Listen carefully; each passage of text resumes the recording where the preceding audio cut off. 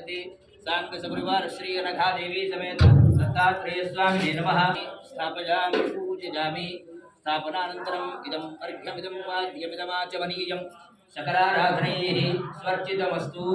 అందరూ నమస్కారం చేసి చెప్పండి దత్తాత్రేయ దత్తః ప్రచోదయాత్ అనఘాదేవి సమేత దత్తాత్రేయ స్వామినే నమః।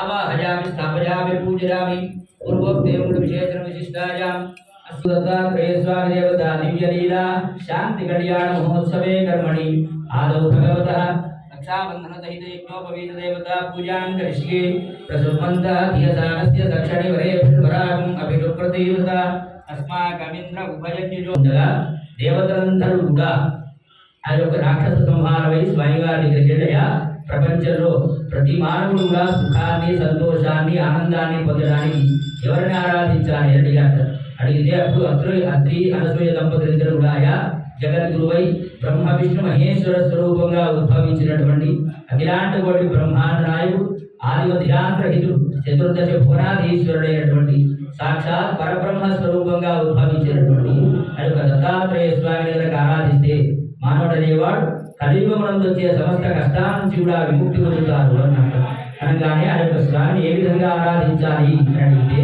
అప్పుడు మహర్షులంతా కూడా నారద మహారాజు ఒకసారి అడిగారు.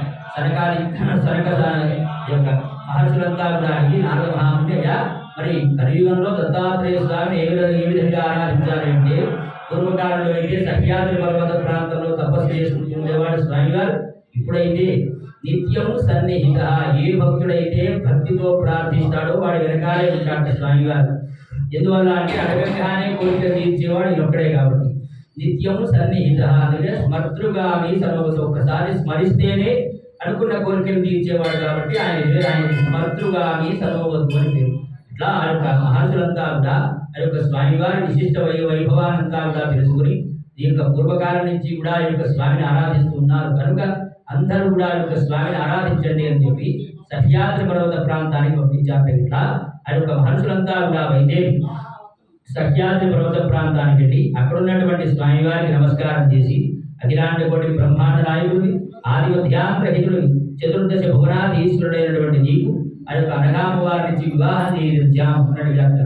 అనఘ అంటే అఘాము అంటే పాపము, అనఘ అంటే పాపాన్ని నివారించున్నది, ఐశ్వర్యాన్ని ఇచ్చున్నది అని అర్థం. అందువల్ల ఆ యొక్క అమ్మవారు మహాలక్ష్మి స్వరూపంగా ఉద్భవించింది కనుక ఆ యొక్క అమ్మవారిని మీకు ఇచ్చి వివాహం చేయించాం అని మహర్షులంతా కూడా ఆ యొక్క స్వామివారిని చెప్పారు. కనుక ఆ యొక్క స్వామివారు వచ్చిన తర్వాత మహర్షులంతా కూడా అయ్యా మరి స్వామివారి గుణగణాలు ఏమిటి, ఆయన తండ్రి గారు, తాతగారు, ముత్తాతగారు ఎక్కడ ఉంటారు, ఏం చేస్తూ ఉంటారు, ఇవన్నీ కూడా అడిగేసరికి ఆ యొక్క స్వామివారి గురించి మహర్షులంతా కూడా ఈ విధంగా చెప్తూ ఉన్నారు.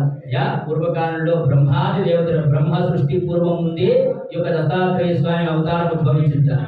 అప్పటి నుంచి కూడా తదంచలుగా వస్తూ ఉన్నాయి కానీ అవతారాలు ఏ అవతారానికి కూడా ఆ యొక్క నిర్యాణం లేదు. అందువల్లనే గాంగాపూర్లో ఆ యొక్క స్వామివారి పాదుకలు ఉంటాయి, అట్లనే పిఠాపురంలో కూడా పాదుకలే ఉంటాయి. ఏ దేవుడైనా అవతారం చాలించాడు కానీ ఈ దేవుడు మాత్రం అవతారం అంతే ఉంది ఇప్పటిదాకా.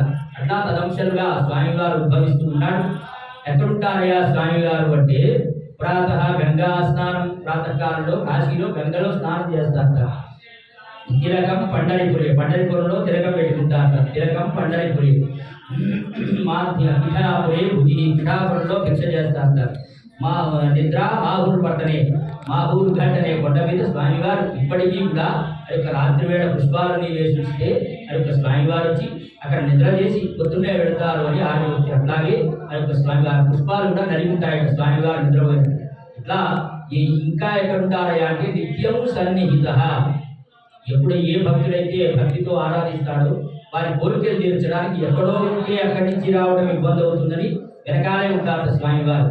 నిత్యం సన్నిహిత, ఎప్పుడు అడుగుతాడా ఇద్దామనే ఆలోచనలో ఉంటారు స్వామివారు. కనుకనే ఆ యొక్క గురు స్వరూపంగా ఉద్భవించి మానవుడు అనేవాడు కలియుగం గురు ఆరాధన వల్ల సమస్త సంచిత పాపాలంటే పూర్వజన్మలో చేసినటువంటి పాపాలు ఈ జన్మలో జ్ఞానంతో అజ్ఞానంతో చేసినటువంటి పాపాలను కూడా నివృత్తి చేయడానికి సర్వ కర్మ బంధాలు కూడా విముక్తి చెందడానికి ఈ యొక్క గురు ఆరాధన ఎంతో ముఖ్యము అని చెప్పి బ్రహ్మ విష్ణు మహేశ్వర స్వరూపంగా ఉద్భవించినటువంటి ఆ యొక్క స్వామిని భక్తులంతా కూడా ఆరాధిస్తూ ఉన్నారు. కనుక మీరు కూడా ఆ యొక్క స్వామిని ఆరాధించండి అని చెప్పి నారదుడు ఆ యొక్క మహర్షులందరికీ కూడా ఆ యొక్క స్వామివారి విశిష్ట వైభవం అంతా కూడా చెప్పి అయ్యా మరి లోక కళ్యాణార్థమై ఆ యొక్క అమ్మవారిని వివాహం చేసుకోవాల్సిందిగా కోరుతున్నాము అని అడిగితే అయ్యా మరి స్వామివారి గోత్రం ఏమిటి ఆయన తండ్రి గారు తాతగారు ఇవన్నీ కూడా అడిగేసరికి ఆ యొక్క స్వామి